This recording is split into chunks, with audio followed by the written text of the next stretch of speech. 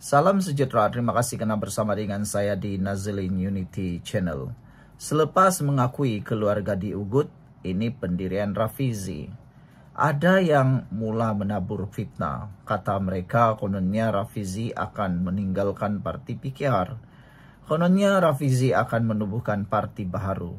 Kononnya Rafizi sedang bergaduh dengan Anwar dan Nurul Izzah. Semuanya itu adalah palsu dan fitnah semata-mata. Belum pernah diberitahu secara rasmi Anwar Ibrahim, Rafizi atau Nurul Izzah bergaduh. Tidak pernah diberitahu sama sekali. Bahkan Rafizi tidak pernah mengakui bahwa beliau sedang berperang dengan dua pribadi itu. Cuma kadang-kadanglah kan para pembangkang khususnya Walaun akan menunggang isu itu untuk coba mengapi-apikan dan coba untuk melaga-lagakan kepimpinan dalam PKR, sebab mereka dapat lihat, para pembangkang Walaun mula dapat lihat bahwa kerajaan dan PKR makin kuat pada waktu ini. Bekas timbalan Presiden PKR, Datuk Seri Rafizi Ramli akan terus bekerja dan memperjuangkan kerja politiknya meskipun terdapat pihak mencadangkannya supaya berehat sebentar daripada dunia politik. Beliau berkata walaupun keluarganya menerima ugutan, namun hidup dan tanggung jawabnya perlu diteruskan. Ugutan terhadap keluarga Rafizi dikutuk sepenuhnya oleh Anwar Ibrahim dan Nurul Izzah.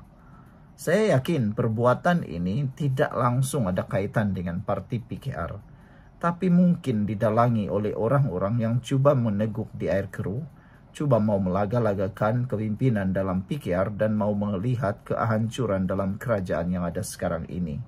Siapa sebenarnya yang mendapat keuntungan dalam perseteruan itu? Bukan Anwar, bukan PKR, tapi pemusuh ataupun pembenci Rafizi Ramli. Sebelum kita teruskan ulasan ini, jangan lupa tinggalkan komen Anda dengan tanda pagar kami benci ekstremis. Tapi sebelum itu saya perkenalkan dulu kepada Anda semua, ini terapi imun Transufactor Folai. Terapi imun yang meningkatkan daya imun badan kita sehingga 400%. Secara umum dan ringkasnya, apabila imun badan kita lemah, apabila imun badan kita jadi bodoh, apabila imun badan kita tidak bertindak kuat, kita kena penyakit dan kita tidak sembuh daripada mana-mana jenis penyakit sekalipun. Tapi apabila imun badan kita jadi kuat, apabila imun badan kita jadi bijaksana, kita sembuh daripada sebarang penyakit karena imun badan kita lah yang menghapuskan penyakit yang berakar di tubuh badan kita itu. Terapi imun ini mendidik imun badan kita untuk mengenal mana satu lawan, mana satu kawan dalam tubuh badan kita. Dapatkan produk ini melalui nomor telepon saya yang tertera. Dan produk ini lulus KKM, diperakui oleh dokter-dokter di seluruh dunia dan juga halal. Mungkin ini jawaban yang Tuhan antar untuk Anda pada hari ini untuk menyelesaikan masalah kesehatan Anda. Saudara-saudara sekalian, Rafizi telah menyatakan pendirian bahwa beliau akan meneruskan tanggung jawabnya walaupun terpaksa menerima musibah seperti ini. Kata Rafizi, saya bukanlah tidak ada hati perut, pentingkan politik dalam keadaan sekarang. Tetapi matlamat ugutan terhadap keluarga dibuat supaya saya putus asa dan duduk diam, kata Rafizi. Kalau saya tidak meneruskan rutin dan tanggung jawab seperti biasa, maka tercapailah matlamat mereka itu, tegas bekas Menteri Ekonomi itu. Dalam masa sama, Rafizi memberitahu beliau akan mengulas mengenai serangan terhadap keluarganya itu dalam audio siar yang berhenti menteri malam ini bersama ahli Parlimen Ampang Rodziah Ismail dan aktivis pendidikan Victor Tan. Antara isu yang akan diulas termasuklah kejadian serangan terhadap keluarga saya, ancaman budaya bully dan sebagainya, kata Rafizi lagi. Terdahulu, Rafizi memaklumkan dua lelaki berpakaian hitam dan bertopi keledar menyerang anak lelakinya di pusat beli belah Putrajaya. Ahli Parlimen Pandan berkenan mendakwa seorang lelaki mengheret anaknya yang berusia 12 tahun dan mencucuk dengan jarum suntikan secara tiba-tiba ketika mahu memasukkan kereta untuk meninggalkan pusat beli belah itu pada jam 1.45 tengah hari. Saudara-saudara sekalian, Nurul Izzah juga sudah bersuara serangan ke atas anak Rafizi Nurul Izzah telah menggesa pihak berkuasa bertindak dengan segera. Akhirnya Nurul Izzah bersuara. Kata Nurul Izzah, yang juga merupakan timbalan Presiden PKR, beliau mengutuk kejadian serangan terhadap anak lelaki ahli Parlimen Pandan Datuk Seri Rafizi Ramli. Beliau berkata pihak berkuasa perlu bertindak segera, menyiasat dengan telus serta memastikan pelaku didakwa ke muka pengadilan tanpa kompromi. Tiada seorang pun kanak-kanak sepatutnya terdedah kepada bahaya sebegini. Tindakan sebegini bukan sahaja merupakan jenayah besar, malah telah melanggar prinsip asas kemanusiaan, katanya. Nurul Izzah yang juga bekas ahli Parlimen Lembah Pantai berkata, sebagai seorang manusia dan ibu, beliau memahami keresahan dan kegusaran yang sedang ditanggung oleh Rafizi dan keluarganya. Susulan itu, setakat ini, polis telah merakam keterangan daripada 6 individu termasuk anak Rafizi dan siasatan dijalankan mengikut Seksyen 507 Kanun Keseksaan. Mengulas lanjut, Nurul Izzah menyifatkan serangan ke atas anak bekas Menteri Ekonomi berkenan yang berusia 12 tahun itu amat mengerikan. Saya berasa amat terkesan kerana sejak beberapa minggu belakangan ini saya menumpukan perhatian kepada usaha melindungi murid-murid sekolah daripada ancaman dan buli di alam maya, katanya. Ujarnya, politik boleh menjadi medan pertarungan idea dan pandangan, tetapi keselamatan anak-anak serta keluarga tidak harus menjadi taruhan atau alat tekanan. Jika hari ini kita tidak mengambil tindakan tegas untuk mencegah ancaman dan intimidasi, negara kita bakal kehilangan segala harapan, katanya. Ancaman seperti ini mesti ditangani dengan usaha yang tegas dan menyeluruh daripada pihak berkuasa agar ia tidak memusnahkan negara, kata Nurul Izzah lagi. Sekian dulu untuk kali ini. Jangan lupa tinggalkan komen anda, tekan butang subscribe. Bye-bye. Salam sejahtera. Terima kasih karena bersama dengan saya di Nazilin Unity Channel. Satu kumpulan baru-baru ini diketuai oleh Morty menuntut kononnya Anwar Ibrahim tidak sah jadi Perdana Menteri. Tapi ramai netizen kata, porah. Mereka kata, tak payah bermimpilah, kata mereka. Tapi yang menjadi pertanyaan besar ialah, adakah Waita Morty alat kepada sesiapa? Drama politik murahan hina perlembagaan. Dipetik daripada Harapan Daily, ditulis oleh Dr. Sahnor Basri. Tindakan P. Waita Morty memfailkan saman bagi mencabar keabsahan Datuk Seri Anwar Ibrahim sebagai ahli parlimen bukan sahaja membuang masa mahkamah. Malah tindakan itu merupakan cubaan tidak bertanggungjawab yang menyerang asas perlembagaan persekutuan. Paling teruk sekali ialah Morty patutnya sudah tahu dan memang tahu bahawa ada satu kes baru-baru ini yang telah pun ditolak Mahkamah Persekutuan yang mempersoalkan keabsahan pengampunan Anwar. Itu duluan yang paling sesuai untuk Morty ketahui. Sudah ditolak, jadi buat apa lagi nak mau buat benda yang sama? Bukankah itu satu perkara yang membuang masa? Tapi tak apalah, silakanlah buat kerana itu hanya akan buang masa. Lebih ironi, Waita sendiri pernah duduk sebagai anggota Kabinet Tun Dr. Mahathir Mohamad pada tahun 2028, yaitu selepas Anwar menerima pengampunan penuh dari Seri Paduka Baginda yang di Pertuan Agong pada 16 Mei 2018. Menjadi pertanyaan daripada netizen semua ialah kenapa pada waktu itu dia tidak terhege-hege pula persoal pengampunan Anwar. Siapa yang cucuk, siapa yang kini menunggang Waita pula. Aduh, kesian juga lah kan ditunggang oleh orang lain. Sebelum kita teruskan ulasan ini, jangan lupa tinggalkan komen anda dengan tanda pagar. Kami benci ditunggang. Baik, sebelum itu saya kongsi dulu dengan anda semua. Ini terapi imun Transovector for Life. Terapi imun yang meningkatkan daya imun badan kita sehingga 400% dan menjadi bijaksana. Secara umum dan ringkasnya, apabila imun badan kita jadi bodoh, apabila imun badan kita jadi lemah, apabila imun badan kita tidak lagi bertindak kuat, kita tidak sembuh daripada sebarang penyakit dan akar penyakit berkembang, berakar, bertumbuh di dalam tubuh badan kita, lalu kita kena penyakit.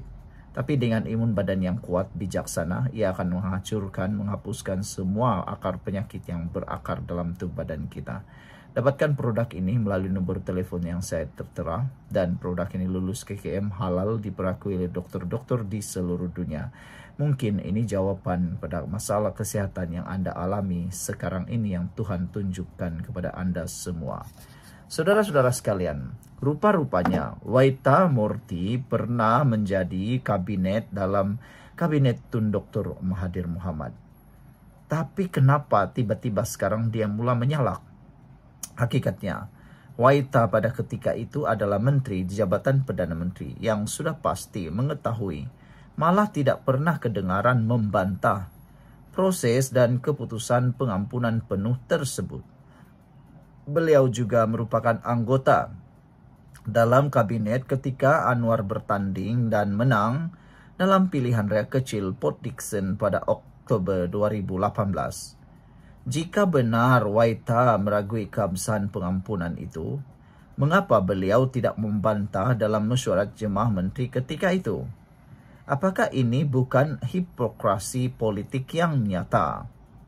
Lebih menggelikan hati, ahli parlimen PAS, Taqiyuddin Hasan turut dilihat mengangkat dokumen tanda sokongan terhadap cabaran Waita.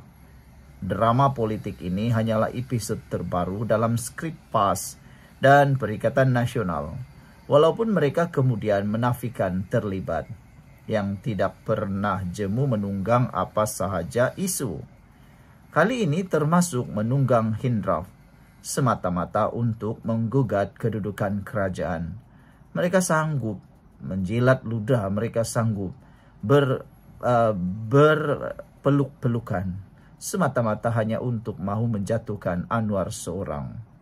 Fakta perundangan tidak boleh disangka. Pertama sekali, Perlembagaan Persekutuan secara sendiri jelas menjawab segala dakwaan Waita. Artikel 48 dalam kurungan 1 kurungan I menetapkan bahwa seseorang yang telah disabitkan kesalahan hanya hilang kelayakan sebagai ahli parlimen jika belum menerima pengampunan penuh. Ini bermakna, apabila pengampunan penuh diberikan, kesan perundangan daripada sabitan itu terhapus sepenuhnya, seolah-olah sabitan tersebut tidak pernah berlaku. Tambahan pula, artikel 48 dalam kurungan 3 memberi kuasa kepada yang di-Pertuan Agong untuk menghapuskan hilang kelayakan tersebut. Kuasa ini bukan bersifat simbolik, tetapi merupakan pemulihan substantif terhadap semua hak yang telah dilucutkan akibat sabitan. Dengan kata lain, apabila Seri Paduka Baginda menggunakan kuasa ini, kelayakan seseorang untuk bertanding atau memegang jawatan ahli parlimen dipulihkan sepenuhnya. Di Malaysia, kuasa pengampunan adalah unik dan lebih kukuh berbanding di beberapa negara Commonwealth lain. Perkara ini dijamin dalam Perlembagaan Persekutuan sebagai kuasa perlembagaan, bukan sekadar prerogatif adat. Walaupun yang di-Pertuan Agong menerima nasihat lembaga pengampunan, keputusan akhir terletak di tangan Baginda. Lebih penting, mahkamah-mahkamah Malaysia secara konsisten memutuskan bahawa kuasa pengampunan ini bersifat non-justiciable, yaitu tidak boleh dicabar atau disemak secara kehakiman. Ini menegaskan lagi sifatnya yang mutlak, muktamad dan berkuasa menghapuskan kesan sabitan. Rukun negara merupakan ikrar denyut nadi kita negara, kita rakyat Malaysia mengenai keluhuran perlembagaan dan kesetiaan kepada raja dan negara. Pengampunan penuh terhadap Anwar Ibrahim pada 16 Mei 2018 adalah fakta rasmi dan termaktub dalam rekod negara. Ia diumumkan secara terbuka, disahkan oleh Istana Negara dan diterima tanpa bantahan oleh jemaah menteri ketika itu, termasuk Waita sendiri. Duluan mahkamah mematikan hujah Waita.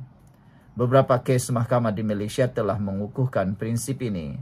Antara yang relevan ialah kes Karpal Singh lawan Sultan of Selangor dan kes Sim Ki Chon lawan Superintendent of Puduk Prison. Dalam kes tersebut, mahkamah menegaskan bahawa pengampunan penuh bukan sahaja menghapuskan hukuman tetapi juga kesan perundangan daripada sabitan tersebut. Dan dalam kata lain, seseorang yang telah diampunkan kembali berdiri di sisi undang-undang seperti mana-mana warga negara lain tanpa sekatan. Raja atau Sultan di Malaysia mempunyai kekebalan daripada tindakan undang-undang dalam kapasiti rasmi. Prinsip ini termaktub dalam Perkara 181 Perlembagaan Persekutuan, isu yang melibatkan kuasa prerogatif diraja, termasuk pengampunan, tidak boleh dicabar di mahkamah. Kes-kes ini jelas menunjukkan bahawa sebarang cubaan untuk mempertikai kelayakan Anwar selepas pengampunan penuh adalah bercanggah dengan prinsip undang-undang yang telah mapan dan dihormati mahkamah tertinggi negara. Serangan terhadap Perdana Menteri Anwar Ibrahim adalah serangan terhadap institusi raja. Realitinya, tindakan Waitha mempersoalkan kelayakan Anwar bukan sahaja untuk menyerang peribadi Perdana Menteri, tetapi juga secara tersirat mempersoalkan kuasa dan kebijaksanaan Seri Paduka Baginda yang di-Pertuan Agong. Kuasa pengampunan adalah prerogatif dari raja yang dijamin perlembagaan. Mempertikai keberkesanan pengampunan itu sama sahaja dengan mempertikaikan kuasa mutlak baginda di bawah undang-undang tertinggi negara. Adakah serangan peluru kapur terhadap keabsahan Perdana Menteri ini hanya untuk membuktikan bahawa beliau masih relevan dalam arus politik Malaysia selepas beberapa kali tenggelam timbul dalam arus politik negara? Selepas ditinggal dalam PRU15 tanpa kerusi, tanpa kedudukan dan tanpa jawatan, beliau kini berdiri di pentas pembangkang wira bangsa dan agama untuk memastikan kamera menghala ke arahnya. Waitha bersama sekutunya yang tersirat dan tersurat boleh terus mencuba memanipulasi persepsi rakyat melalui drama politik murahan ini. Namun, di sisi perlembagaan, undang-undang dan fakta sejarah, kedudukan Anwar Ibrahim sebagai ahli parlimen dan Perdana Menteri Malaysia adalah sah, muktamad dan tidak boleh dipertikaikan. Ditulis oleh Dr. Sahnur Basri, Fellow Utama Akademi Sains Islam Jordan. Sekian untuk kali ini. Jangan lupa tinggalkan komen Anda. Bye-bye.